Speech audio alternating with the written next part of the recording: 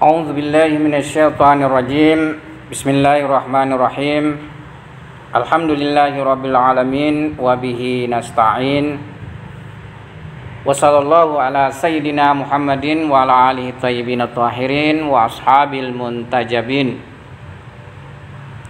Sebagai kelanjutan dari pembahasan ketuhanan kita, pada pertemuan kali ini kita akan membahas tentang tauhid perbuatan atau tauhid af'al.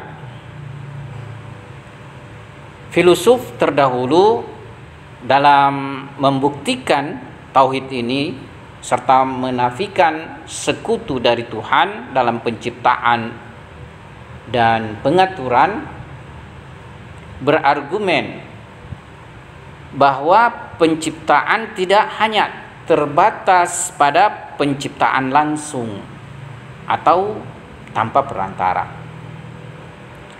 tetapi juga terjadi penciptaan yang dilakukan oleh ciptaan atau makhluk.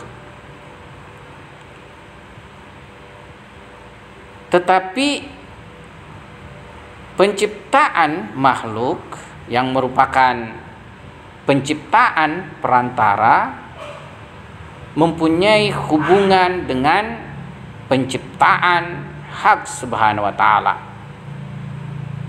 Karena itu, jika terdapat 10 perantara dalam penciptaan, maka setiap dari mereka itu merupakan perantara dalam kepenciptaan Tuhan. Dalam peristilahan filsafatnya, illatul illah adalah illah. Sebabnya sebab adalah sebab. Dan ma'lulul ma'lul adalah ma'lul.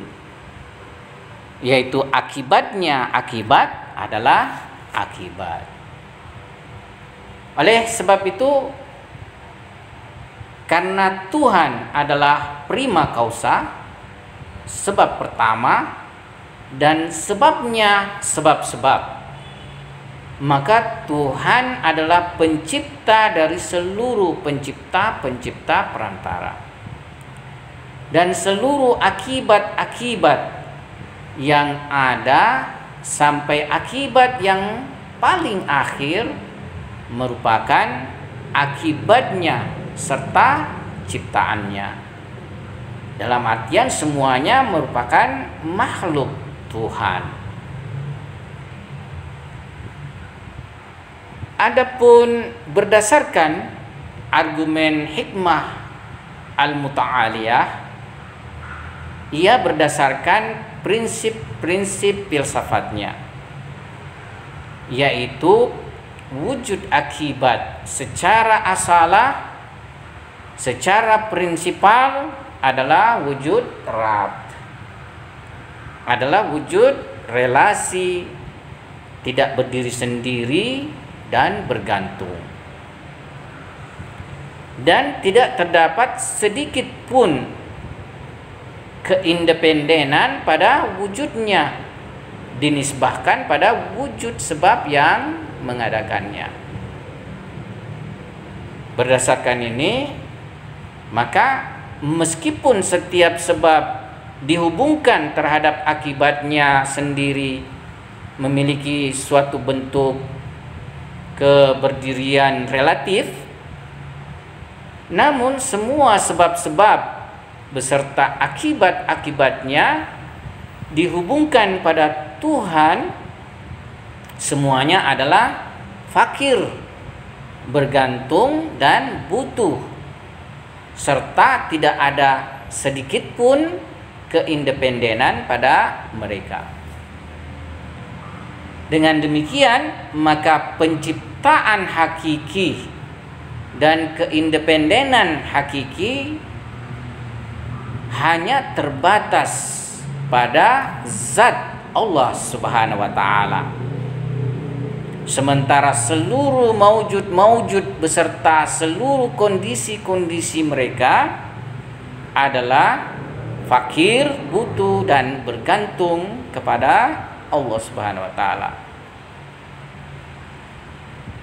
Dengan demikian mustahil ada maujud yang kondisinya tidak butuh dan bergantung kepadanya dan secara independen melakukan pekerjaan. Nah, ini adalah dua argumen dari argumen filsafat, yaitu pertama argumen dari filsafat peripatetik, dan yang kedua adalah argumen dari filsafat hikmah muta'aliyah. Selain dua argumen yang berbasis filsafat tersebut, juga terdapat argumen teologi. Argumen yang diilhami oleh ayat suci Al-Quran.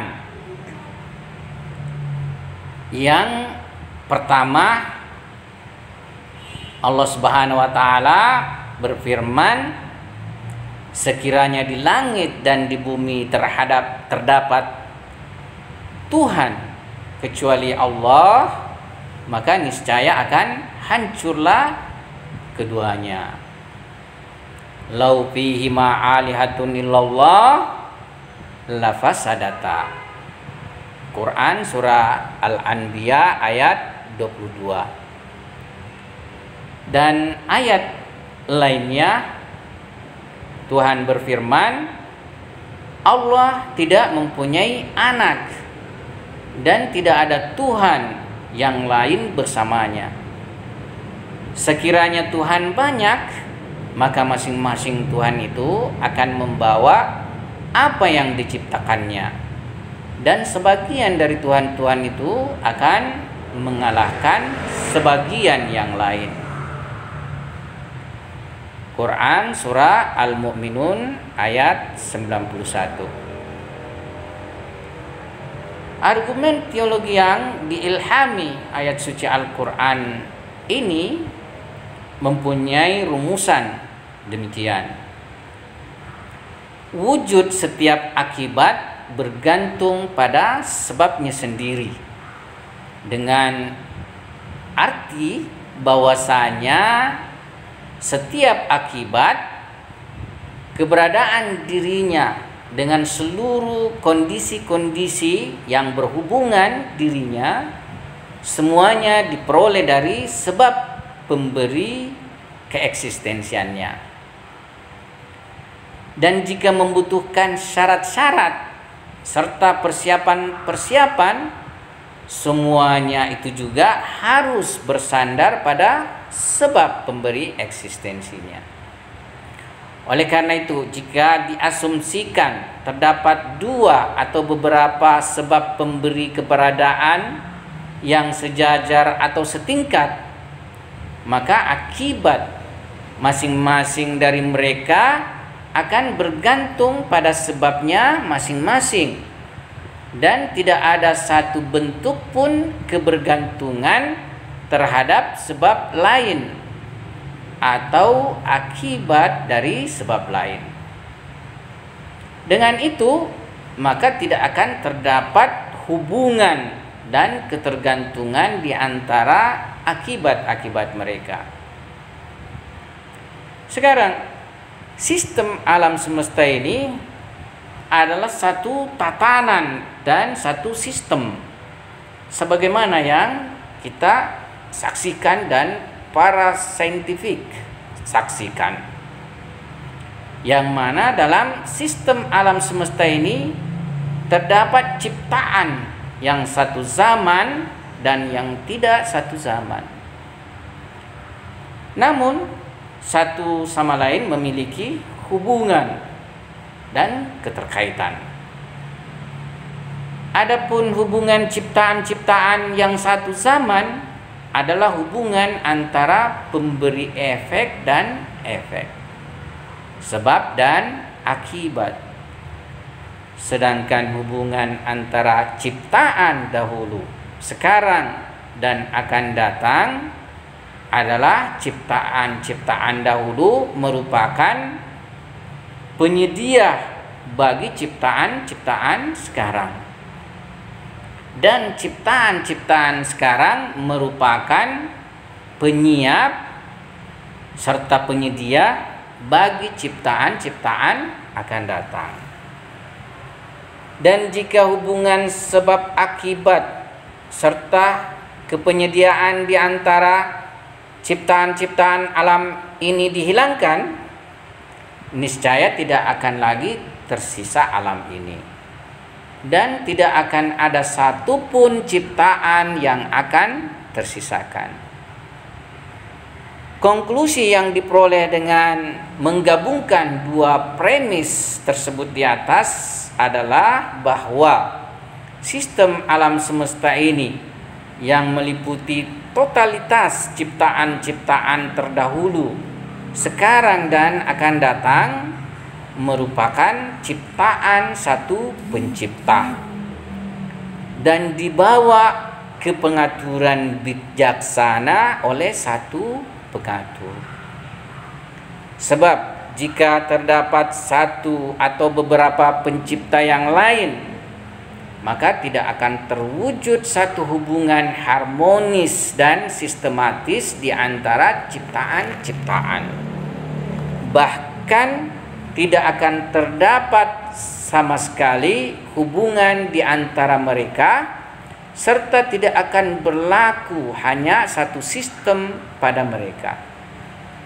Tetapi setiap ciptaan tercipta oleh penciptanya sendiri, dan setiap ciptaan dengan bantuan penciptanya akan mendapat pengarahan dan bimbingan.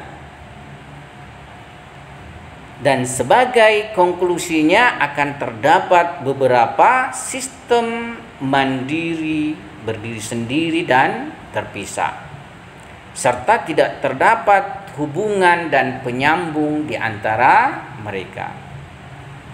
Padahal sebagaimana yang kita saksikan, sebagaimana para ilmuwan dan saintifik buktikan, bahwasanya sistem yang ada di alam ini hanya satu sistem yang saling berhubungan dan bersambungan di antara seluruh ciptaan-ciptaan yang ada di dalamnya.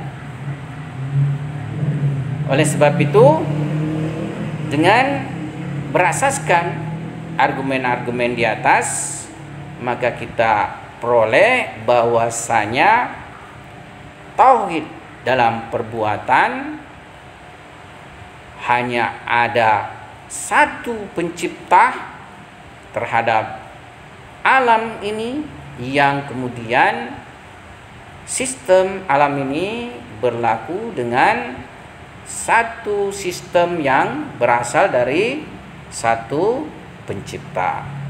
Demikianlah kita punya penjelasan tentang tauhid perbuatan.